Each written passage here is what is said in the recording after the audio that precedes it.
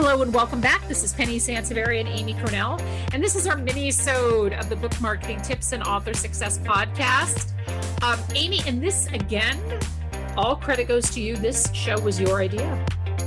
Thank you so much. Yep, again, this is Amy's little venting session, apparently. I don't think it's any secret now where my ideas come from. So I actually take credit where credit is due. So I actually, in all honesty, I do appreciate that that when authors write us, they ask valid questions, things that are still of a concern or top of mind for the current, generation of authors and things like that, like things that they're concerned about, because that really does fuel a lot of our topics. So thank you to those of you who write in and do have questions for us. So press kits. Let's talk about press kits. Do you need a press kit? Do people still use press kits? I think this is a very misunderstood marketing element, honestly. And, especially because book marketing it's its own animal. It's not, you can't take every marketing strategy, element, theory, and just assume it applies to books and book buyer psychology as well. It doesn't work that way. But we do get a lot of authors that write us and they say, well, what about my press kit? Can you just do a press kit? Does this include a press kit? And it's like, oh my gosh, we need to do a minisode on the press kit. So Penny, do you want to take it from here? Do you have thoughts on press kits? Oh my gosh, I have such strong feelings about press kits. I'm sitting here like I should just mute myself because I'm going to start talking over Amy because I have many, many strong feelings about press kits. First off, this is our 20th year in business, 20 years actually officially in September. And when I was first in business, I used to do press kits. And I cannot tell you how many trees I killed printing out these press kits and mailing them with books with these nice folders and et cetera. And they're all lovely, but they're kind of passe. So when somebody says, are you going to create a press kit for me? I mean, I feel like I should just put on a pair of bell-bottom pants and go listen to disco, and Amy hates disco, just FYI. But I'm going to get nasty messages. I know. Why do you hate disco? But here's the thing. So press kits are really, really misunderstood. Press kits and press releases. Can we just say that in the same breath? They're really, really misunderstood. What press kits have a place, but currently we don't really, I think the last time that I actually mailed a press kit out was 15 years ago, maybe 10 years ago. A lot of authors have electronic press kits on their website, which I think is completely reasonable. So a 300 DPI dots print picture of your cover, of, the author photo, about the book, those are the kinds of things that you can absolutely create a press room for on your website. I think it's helpful when somebody is considering interviewing you, if they can just grab your bio. You want to make it as easy as you possibly can.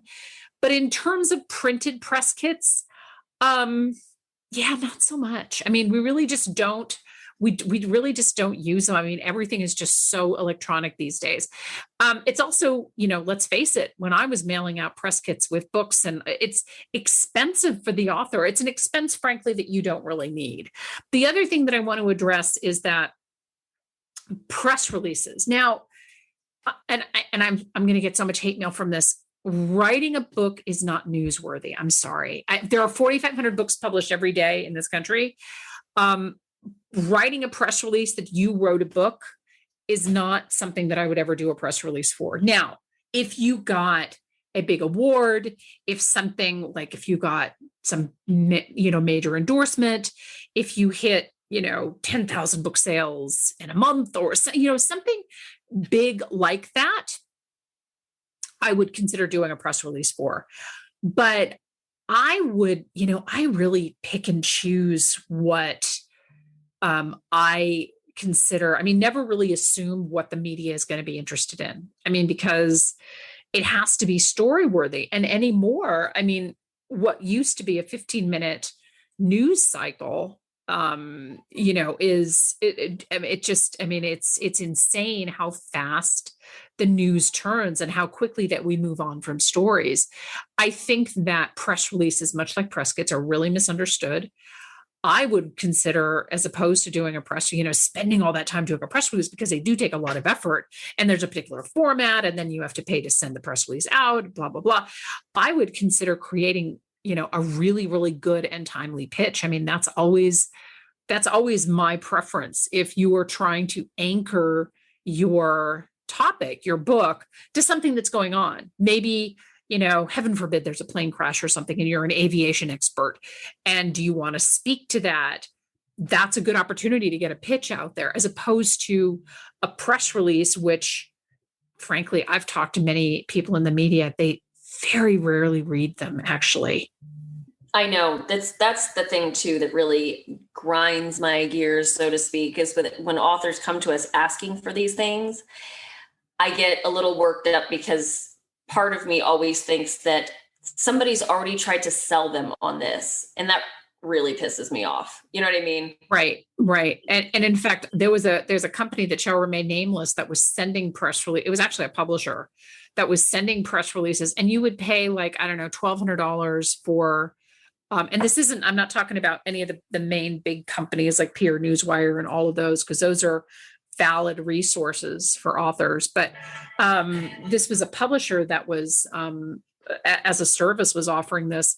And I remember a romance author, I happened to be pitching a hobbyist magazine, and the one of the writers there told me that they just got a press release for a romance novel. Like it was one of those things that was just haphazardly sent out, and that the author paid $1,200. I think $1,200 was the number. So, you just really want to be careful where you're investing your time and your money.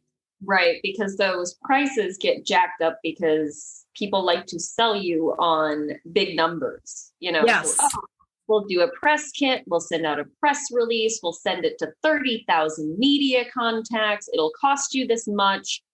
And authors trust that whoever's selling them on that has their best interest in mind, but I can pretty much assure you they do not. Yeah. They're, like Penny said, coming up with a good pitch and finding the exact right people to get in front of is a lot more strategic and lucrative than just blasting it out of one of those t-shirt cannon style things, and then just crossing your fingers, which is essentially what, in this day and age, a press release and just, again, sending out your press kit en masse is the equivalent of. Yeah, no, that's absolutely true. And I think that a couple of things that I want to just anchor to that Amy said is, it's really about, press releases and press kits feel, I understand that they feel sort of necessary. And I think that sending out a press release far and wide feels like you're doing something, right? That you're doing something productive for your book, but you're so much better off being strategic and investing your time doing smaller things that have a bigger impact. Because while it may seem less aggressive, let's say, to pitch 25 bloggers with your story, you're still going to be yards ahead of the author who just sent their press release out to, 2,000 people in the media, because I'm betting that none of them even paid attention to it, and it cost them money. And they wrote the press release. I had to have somebody write it for them. So, I always like to be, and Amy is part of the reason why we've had such longevity working together, is that we both feel very strongly about being more strategic, and less is really more in many cases. Yes, absolutely. So we want to thank you so much for tuning in to this Minisode. I hope we don't get too preachy. Sometimes I feel like I'm super preachy, but we always welcome Being passionate. I know, passion preachy. That's a fine line, Amy. Sure. But we always welcome your feedback. Again, please post a review wherever you listen to podcasts. This is Penny Sansbury and Amy Cornell. Thank you so much for tuning in. Bye-bye.